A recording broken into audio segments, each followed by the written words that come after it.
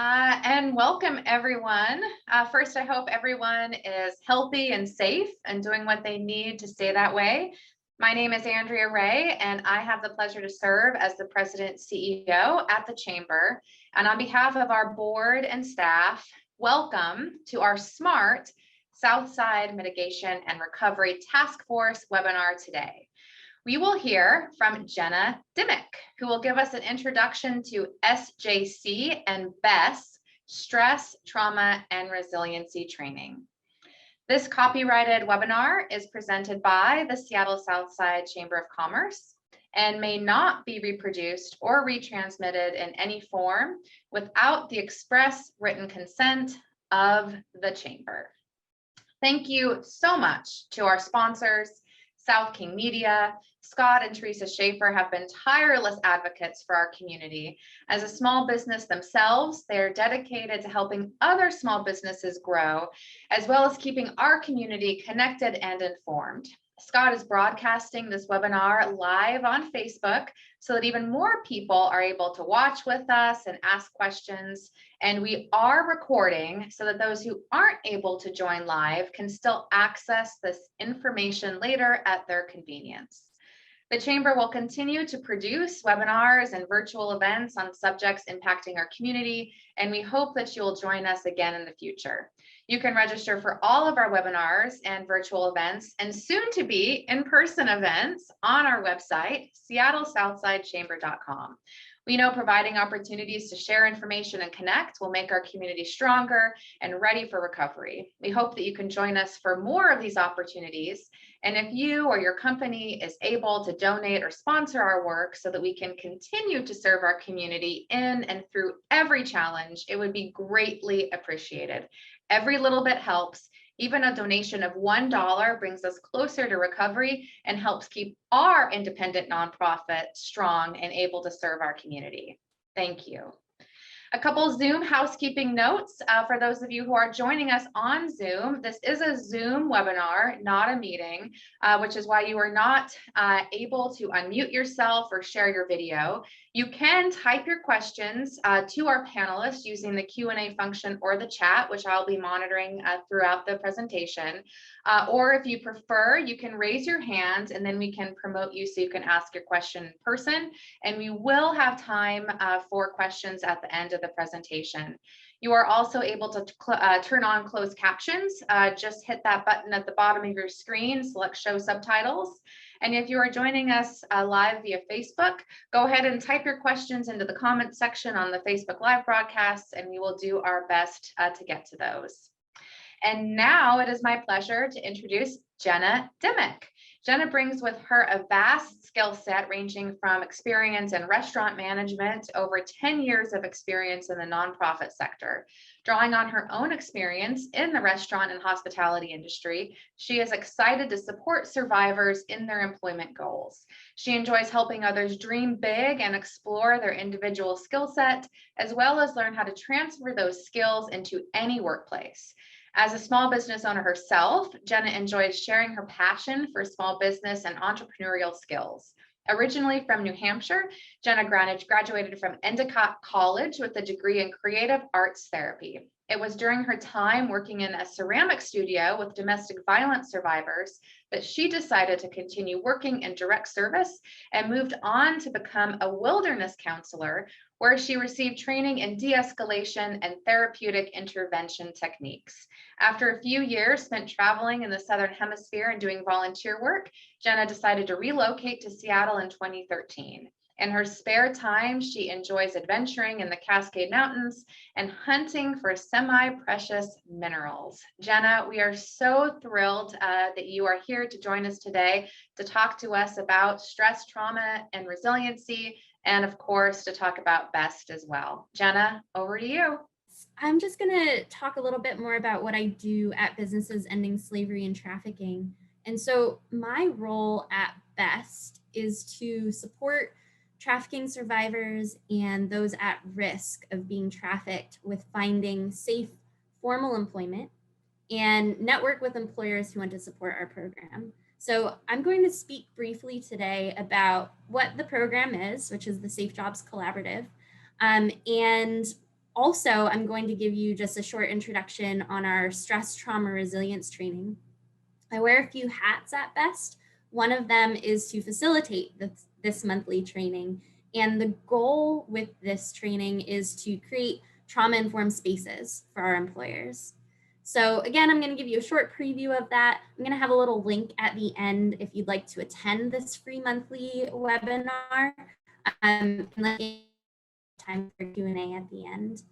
So originally, Best created the stress trauma resilience training to prepare supervisors to successfully manage and support vulnerable persons who have little previous experience in a mainstream employment situation. And so this includes survivors of human trafficking. However, we received so much positive feedback from supervisors in this training. We wanted to open this up more broadly and offer it to our entire employer network, whether that's you being here in King County. We actually work on a national level, and we have had folks attend from all over the world. So it's been really exciting. But again, we really want to make this more accessible because we think this is a very valuable conversation to have, especially while we're all going through this incredibly stressful period of time. So I'm going to talk a little bit about Best as a whole. So Businesses Ending Slavery and Trafficking is a Seattle-based nonprofit organization that utilizes the power of business to combat human trafficking. And Best operates on 4 major pillars. So the first is awareness. We speak at conferences, seminars, and webinars to educate businesses and communities on the realities of trafficking and really helping folks understand what their part is in trafficking prevention. Secondly, we consult with various businesses to help them understand what steps they can take to create an inclusive environment that is free from exploitation. Third, we create trauma-informed training modules for numerous industries so that employees can understand what human trafficking is, how they can identify it, and then steps that they can take to prevent trafficking. And then finally, the Safe Jobs Collaborative is made up of a group of social service providers in our area and employers who are assisting us with getting vulnerable people and or survivors of trafficking into job training and open positions within their companies. And so our goal with the Safe Jobs Collaborative is to really increase the number of businesses willing to hire survivors and or people at risk of being trafficked. People at risk, in that group, we're working with opportunity youth. So any young people who might be experiencing homelessness, right? We want to make sure that we are jumping in and helping them before they're at risk of being trafficked. Because as we know, especially here in King County, a lot of our houseless youth are very vulnerable and sometimes will get involved in these situations. So we want to prevent that. So we collaborate with local social service organizations that are already providing direct service to survivors or at-risk individuals. And that's because we want to lean on those experts, right? The folks who are on the ground doing the work, have developed these relationships with individuals. And then Safe Jobs really bridges that gap for them. So we're trying to connect our social service agency partners and their clients to our business network. So we provide that ongoing support to businesses and those employees who are hired as a result of the program. So you can see I have a few pictures up here of folks that we work with. We have about 26 business partners at the moment, but some of them that you can see up here might be familiar. UPS, Belden Cafe is a fantastic cafe over in Bellevue.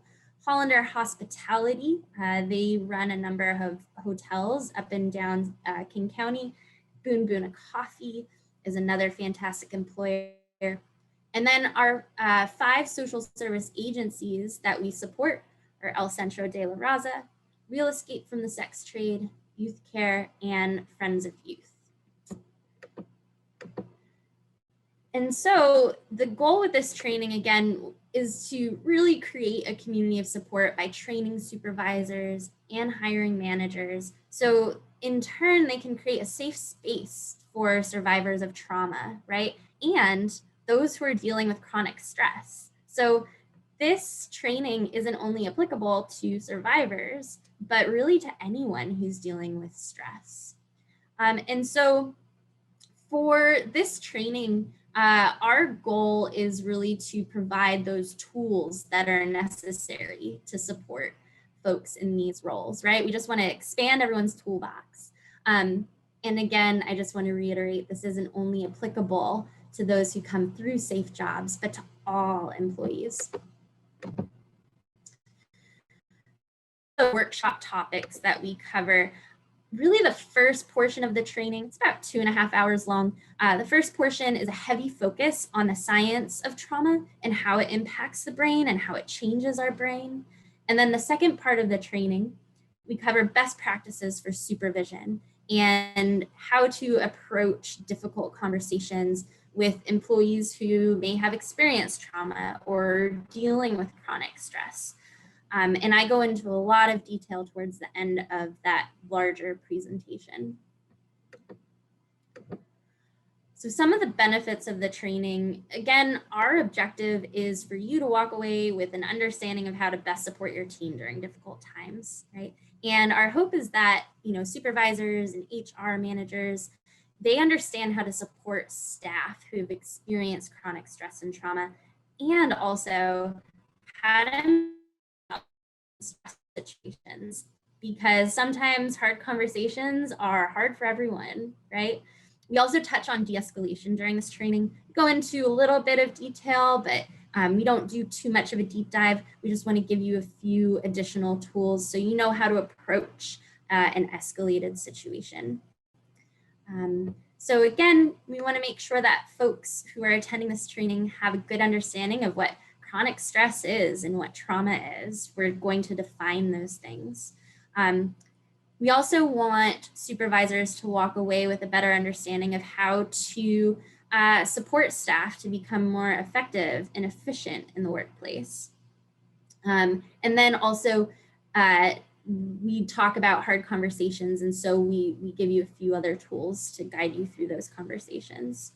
And really, at the end of the day, when we can learn how to create these safe spaces, de-escalate conflict, and taking measures to prevent those things, in turn, it will actually increase your staff retention and loyalty, right? So I'm going to start diving into a few topics here just so you can understand a little bit more about what this training is all about. And I'm going to start by sharing this quote. When we developed this training with the help of a licensed mental health professional, we had a focus group of survivors and direct service workers who gave us a lot of feedback. And this was a quote that we heard over and over again, which was, people who have experienced exploitation need the same things that everyone else does. So as we review this statement, we can conclude that everyone needs the same things in order to be successful, right? And the reason why it's important to focus attention on this is because it will help you explore the implementation of this next practice, which is, with all employees, it is important stress and the possibility of trauma, right? Stress levels are at a record high in our culture right now. It's showing up in all aspects of our lives at this current moment. And with all employees in the age of chronic stress, it is important to be sensitive to the level of stress people are under and the possibility of trauma, right? There is a wide variety of traumas that people experience, and we want to be sensitive as to how those show up for each individual, right? There's a wide variety of traumas, and so I'm not going to get into much detail with that yet. We actually define that a little bit more in the training. But I'm going to now introduce this idea of best practices in the workplace, right? So we need to think about and ask this question: what do all people need in order to do their best work, right? What do people all need to do their best work?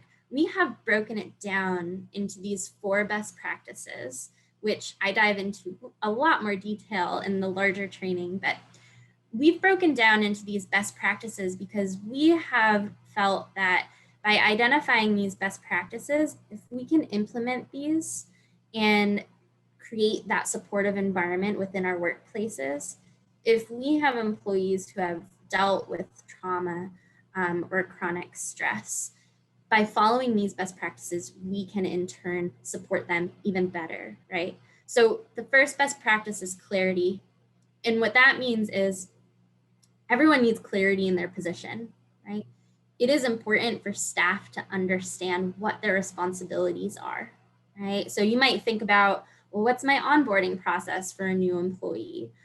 What does the training look like, right? Those are really important things to reflect on. The next best practice is positive relationships. So by creating a sense of belonging, we can develop positive relationships, we can develop trust, and that then creates a sense of autonomy, which we want all of our staff to feel like they have. The next one is equity and fair treatment. So for staff, this looks like being paid appropriately, comparable to others in the industry. Everyone in the organization is held to the same standards. And commitment to growth and development. We need to believe that our supervisors want our growth and development. And as employees, we work harder when we feel that we can get that support, right? So growth and development benefits everyone. So again, I revisit these in way more detail throughout the presentation, and then we do a deep dive towards the end. So I've mentioned trauma a few times, so I'm just going to take a moment to define this. So traumatic stress, this is what happens when a person who is perceiving their physical, emotional, or social well-being is being threatened, and then they will have a response, right? And that response is going to vary by person. So in other words, we could all experience the same traumatic event, and we might have different reactions to that same event. So some of us might be paralyzed with fear. Some of us might have a physical bodily reaction, might get sweaty, break out in hives, and some people might just get angry, right? And so again, throughout this training, we identify how trauma response shows up for individuals because it's always different. We also touch on complex trauma. So complex trauma refers to the impact of many traumas over a lifetime, and human trafficking is an example of complex trauma. And so again, another thing that I've mentioned times is this issue of human trafficking, right? And so Businesses Ending Slavery and Trafficking, we are an anti-trafficking organization. I'm going to break these down really briefly for you all. So if you don't have any knowledge on this topic, I'm just going to give you some quick definitions here. So I'm going to identify 2 forms of trafficking. We serve clients who have experienced both of these. So sex trafficking is when an individual performs commercial sex through the use of force, fraud, or coercion, and minors under the age of 18 engaging in commercial sex are considered to be victims of human trafficking, regardless of force, fraud, or coercion. And labor trafficking is when individuals perform labor or services through the use of force, fraud, or coercion. So labor trafficking includes situations of debt bondage, forced labor, involuntary child labor, and labor trafficking often involves foreign nationals who are unaware of their rights. And so again, for a survivor of human trafficking, they have developed this complex or cumulative trauma over time.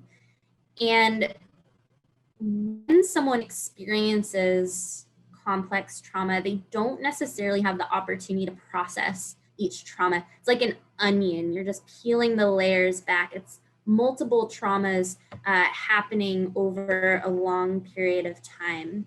And again, human trafficking is an example of complex trauma. This graph is just showing the development of PTSD based on the number of traumatic events that a person has experienced. And so chronic stress, that's something that really we all deal with, right? This can show up in all facets of our life. Something that I think about is, right, like how work can contribute to chronic stress. I'm sure you're thinking to yourself, like, I've never been able to say I have an easy job, right? We all have many responsibilities, and sometimes the stress that we experience at work can really build into our chronic stress. And so this is, again, chronic stress is a slow buildup over time. And sometimes we aren't aware of when this, when we're building up this stress. And something that's pretty common that happens is it results in burnout, right? We don't even know it's happening until it's too late. So these are a few examples of what can contribute to chronic stress. Huge, right? Something that you're not able to manage all on your own. Maybe there's inadequate training for roles and responsibilities. So again, if we think back to a few slides ago when we talked about best practices, if you have adequate training, that can help reduce the amount of stress that someone on your team might be experiencing. Other things that contribute to chronic stress, maybe not being able to have a flexible schedule, right? Maybe there are toxic work relationships going on, right? And other stressed out colleagues or unfair work practices, right? Oops. So again, in the longer training, we go into really deep detail about the science behind trauma and how that impacts our brain. But something that happens over time is we can actually develop physical, mental, emotional symptoms. And I have mentioned before, sometimes we don't understand these things are happening until it's too late, because much of what our brain is doing is acting outside of our consciousness, right? 95% of the work of the brain happens without our awareness at all. Like, you're probably not telling your stomach to digest the meal that you ate this morning, right? And so the stress response occurs outside of our control as well, and below the level of our consciousness. We don't have control over it when it does turn on. Once our stress response does turn on, we can learn skills to modulate it. As an example, we can notice that we're stressed out and we might use deep breathing practices to calm ourselves, otherwise called coping skills, right? And so again, the stress response is part of that automatic functioning, does it automatically, right? And so, like I said, this can develop mental and physical, emotional symptoms. These are some symptoms that you might experience if you're dealing with chronic stress. And as supervisors, it's really important to maybe pay attention to some of these things that might be showing up in the workplace, right? And the reason why these things happen is because when a stress response is triggered, those stress hormones are just shooting through our bodies, right? Those chemicals that are affecting our brain chemistry impact the way we think and we feel. So that could result in, not being able to sleep, or maybe we're sleeping too much. We might develop depression or anxiety. We might also have difficulty concentrating, right? Especially if you have too much work on your plate in the first place, it can be really hard to focus on your priorities. And that can also result in forgetfulness and indecision, right? And so I'm just going to talk a little bit more about the stress response and what that means. And so when we're experiencing a stress response, about 1,500 biochemicals are just sent through our bloodstream. And those chemicals are designed to help create freeze, flight, or fight responses, right? Which I'm sure you've all heard of. So you might experience rapid heart beating, changes in your breathing, Some folks might experience the fight response, and so that includes emotions of anger, irritation, an overarching desire to right wrongs. Flight response includes emotions of fear, anxiety, and panic. And then freeze, this is just an emotional numbness and shutting down. And so in order to push through these difficult situations, building resiliency is key to our survival.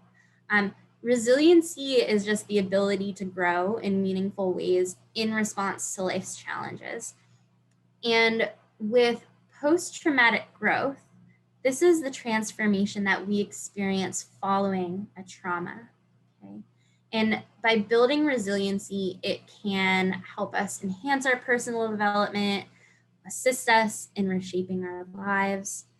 And so social support is the #1 predictor of whether someone will go through a trauma and call themselves a victim or a survivor. And as supervisors, HR managers, you can help build your staff resiliency.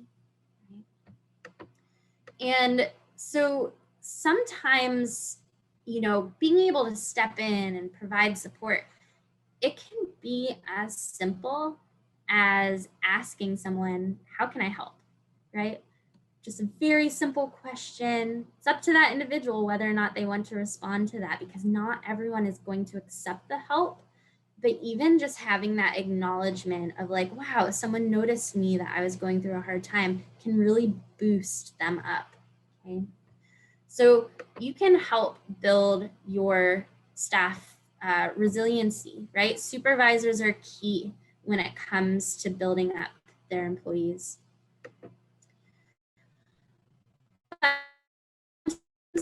Right? We could see these trauma responses and this chronic stress really impact the workplace, right? And productivity and really our team as a whole. And so if we are, seeing these work patterns show up, that means it's probably time to have a hard conversation. So some of the work patterns that you might see for someone dealing with chronic stress is just that inconsistency in quality of work and having high and low periods of productivity, lapses in concentration, difficulty in recalling instructions, right? And so again, as supervisors, it's up to us to observe our team and then figure out when to step in and how to implement some of those best practices, right? And like I said, sometimes it's just time to have a hard conversation when there are signs of a problem, right? And so during the training, I really break that down a little bit more, walk you through a few steps, really how to set up a safe space for an individual if you need to have a hard conversation with them, and really keeping emotional wellness and safety top of mind, right? The goal is to have positive outcomes and hopefully creating a plan of support for staff. So if you are interested in attending our longer training, it's about 2.5 hours long. Like I said, it's free. They run every third Thursday of the month, and they start at 11 o'clock in the morning until 1:30. That being said, this is one of the first onboarding steps for becoming a safe jobs employer. We're always looking for folks to join our collaborative. So if you are interested in speaking with me about what that means, I'd love to chat with you. This is my contact information. Feel free to reach out to me about becoming a safe jobs employer. But if you also want to be added to our stress trauma resilience mailing list, we send out monthly reminders with the link in the email, so you can sign yourself up or your staff up for these trainings. And I should also say, becoming a safe jobs employer, we are so appreciative of our network of support, and there is only so much that I can do in bridging this gap, but it's really our employers that we look to support our survivors in the workplace. We provide additional support, so if any challenges come up, our employers can always contact me. Our safe jobs clients have an advocate and a case manager to make sure that they're set up for success during the term of their employment. And another thing that makes our program unique is we have set up a streamlined application process for our Safe Jobs applicants. So we ask that our Safe Jobs employer guarantee an interview to any Safe Jobs participant who has submitted an application. The reason for that is because if you're a survivor of human trafficking, as an example, if you have been under control of your trafficker for a decade, you may not have any formal work experience to put on a resume. But survivors have developed an incredibly unique skill set, incredible resiliency, an ability to think on their feet, problem-solving skills. We want survivors the opportunity to speak to those skills in front of a hiring manager, because unfortunately for them, if they don't have a lot to put on a resume, that resume usually goes to the bottom of the pile and they won't get an interview. So that is one of our biggest asks. And we have seen a lot of survivors get those great opportunities in interviews. So thank you for giving me the time to speak to you all today. That is the end of my presentation, and I'd love to take any questions that anyone might have for me. Perfect. Thanks so much, Jenna. Yes, we do have some questions that are coming in. And so I will just remind everyone who's joining us on Zoom that if you have questions for Jenna, you can go ahead and type those into the Q&A, or you can type those into the chat. For those of you who are watching on Facebook Live, you can go ahead and type those into the comment section.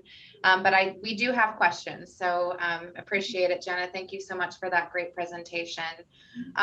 One question, it's I guess a little bit more of a statement and then a question, is that a Gallup poll was just released that identified American workers as the most stressed in the world. What are some techniques that anyone can use in the workplace to be less stressed? I know you kind of talked about some of those best practices for just ensuring that there's training, that it's not a toxic work environment. But is there anything else that, if the average American worker who is feeling the most stressed, what can someone do, today to, try to alleviate some of that stress? It's a really great question. And something that I can think of more recently, I had an old colleague reach out to me, and this company will go unnamed, but her team of 40 were experiencing really toxic, like a very toxic workplace. And she reached out to me and she's like, what should I do? Like, we're moving into a new space and I just can't figure out how to get my team to work together. And so I asked her a few questions and I was like, well, what does the average work day look like? Like, what do you do for your team? Do you have like shout outs at the end of the week? And she's like, we don't do any of that. And so it turned into a conversation around how to create positive relationships in the workplace. It really came down to the fact that they didn't leave any time to have group meetings, have social events outside of the workplace. Not everyone wants to spend time at like a company picnic, but it's always nice to offer those things, right? We're all human. We want to be able to have conversations outside of work. So, and, I mentioned in best practices that having positive relationships in the workplace is so key. And the reason for that is, for anyone who's into psychology here, if we look at Maslow's hierarchy of needs, that sense of belonging is really at the top. So if you have staff who don't even have that sense of like, wow, I belong here and these people appreciate me, most likely that's going to result in more stress. It's going to create toxicity in the workplace. So there are steps that we can take to really make our staff feel more appreciated. And from my experience, that's what I have seen, which is usually like the number one reason why folks are stressed in the workplace.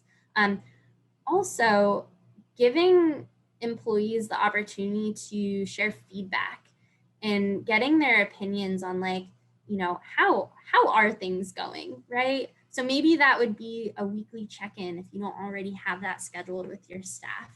I think giving your employees that opportunity and that voice, right, is really important.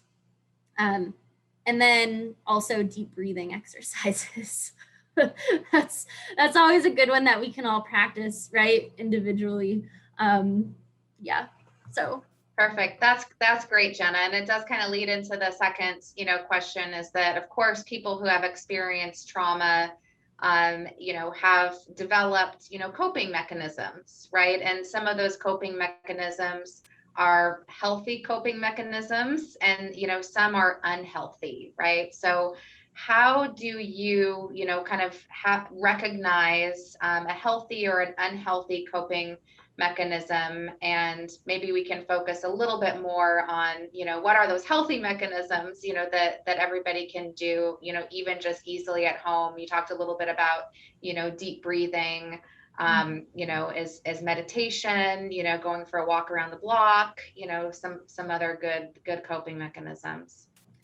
Yeah, that is a great question. And in the longer training, I actually talk about maladaptive learned behaviors, which are those negative, right? Those not awesome coping skills that we may have developed through, right, our lived experience. And especially for a trauma survivor, at one point, if they realize like, wow, the only way to protect myself is to be like very aggressive towards someone, right?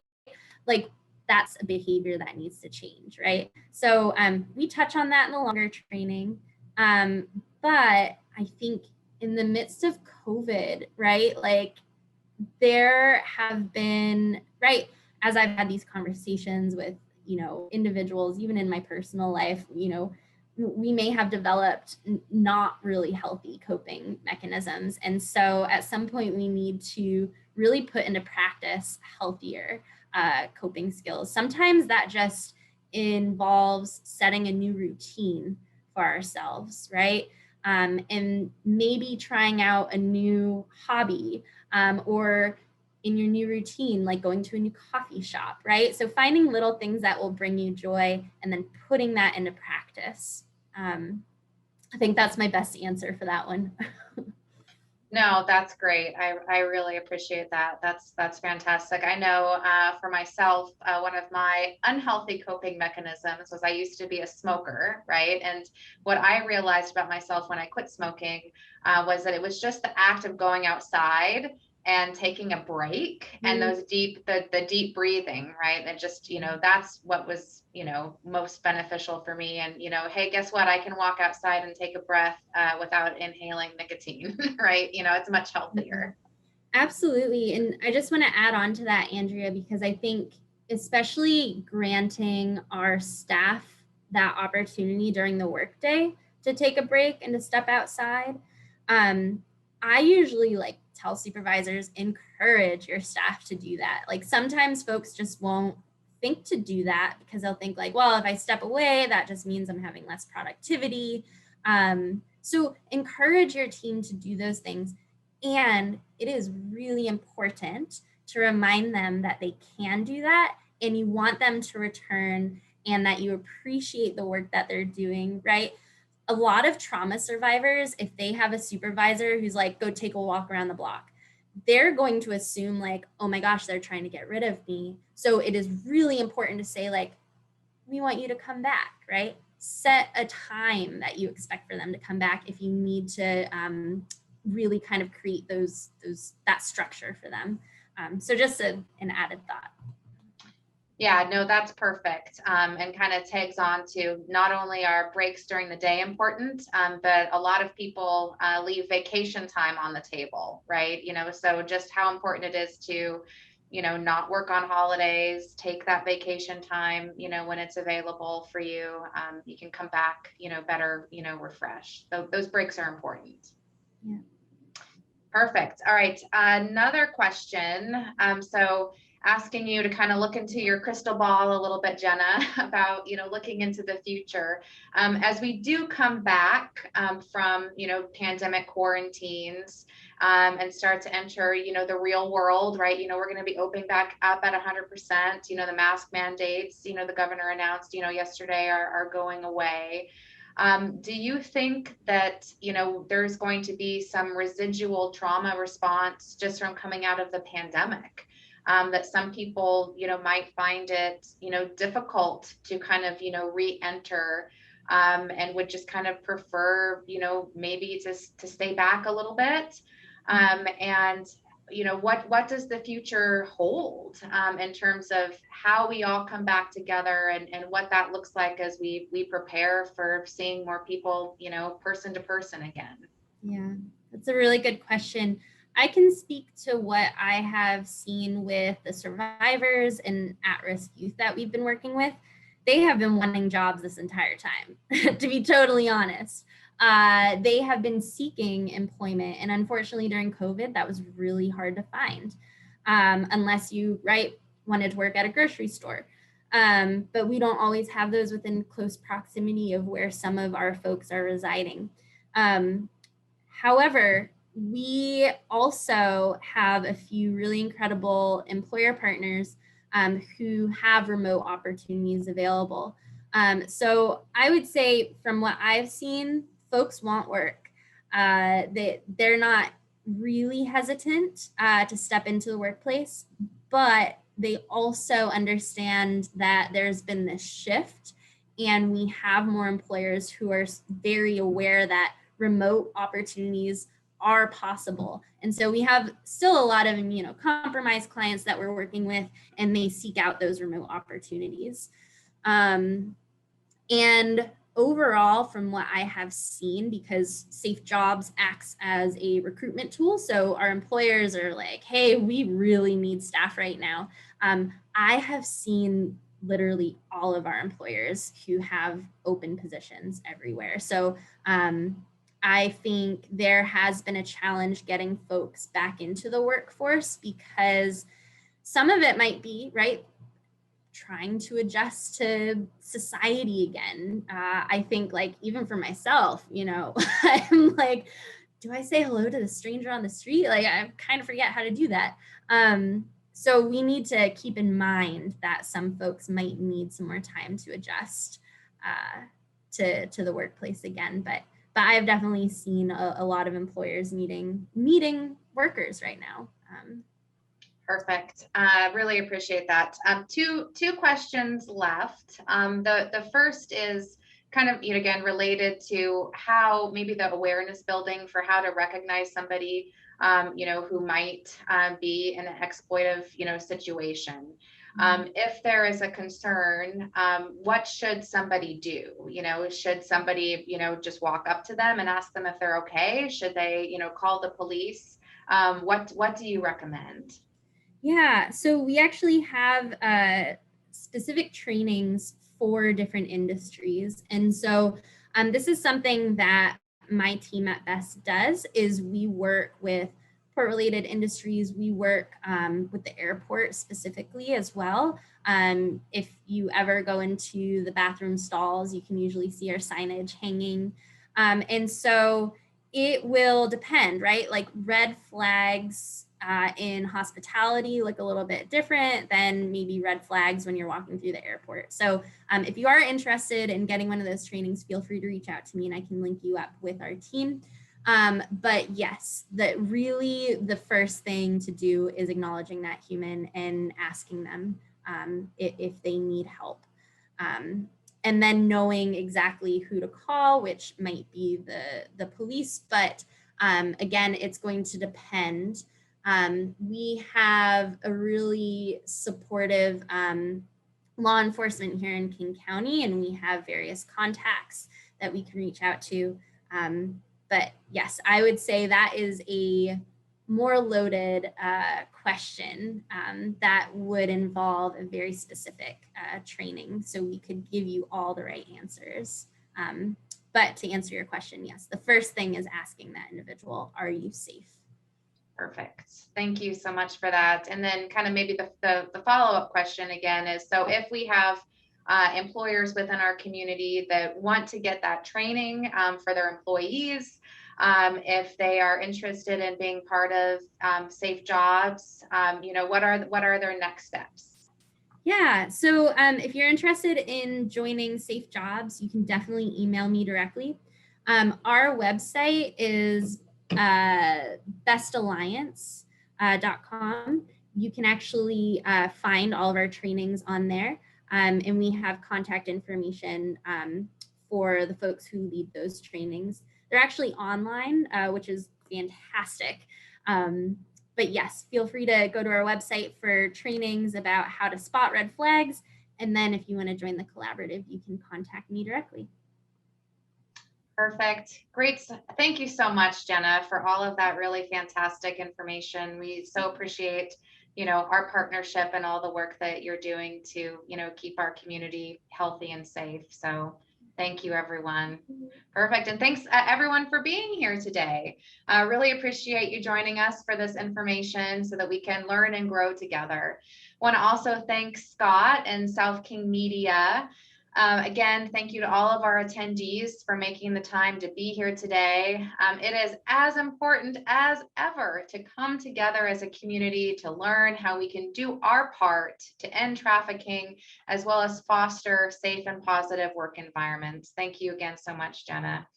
This webinar will be posted to our website at seattleSouthsideChamber.com/smart, so that you are able to view and share the content later. You can also donate directly to our work there. Again, even a small donation, really does help us continue to provide these opportunities in the future. So again, thank you so much. Enjoy the rest of your day. Stay healthy, stay safe.